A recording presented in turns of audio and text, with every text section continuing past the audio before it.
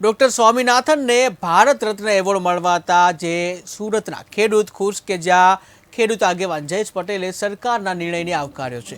District બેંકની કિસાન credit યોજના એમના વિચારોને આભારી કે જ્યાં સ્વામિનાથનને હરિયાળી ક્રાંતિના પિતા કહેવામાં આવે છે।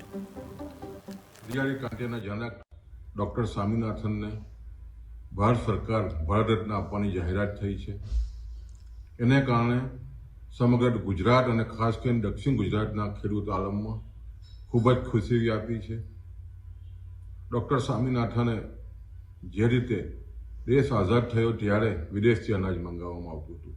1965માં લાલ બહાદુર શાસ્ત્રી જે સમયના વડાપ્રધાન જય જવાન જય કિસાનના નારા સાથે અને ખાસ કરીને ડૉક્ટર સ્વામિનાથનને જે વિજ્ઞાનને જોડીને ઘઉંની આધુનિક જાતનો જે રીતે વિકાસ કર્યો અને એને કારણે ખેડૂતોની મહેનતને કારણે તમે જુઓ તો દેશ અનાજની બાબતમાં સ્વાવલંબન થયો અને ડૉક્ટર સ્વામિનાથને જે રીતે ખેડૂતોની ખાસ કરીને સ્વાવલંબન બનાવવા આત્મનિર્ભર બનાવવા માટે જે રીતે સમગ્ર દેશમાં ભૂમિકા ભજવી છે અને ખાસ કરીને દક્ષિણ ગુજરાતના ખેડૂતો હર હંમેશ એમને યાદ રાખે છે।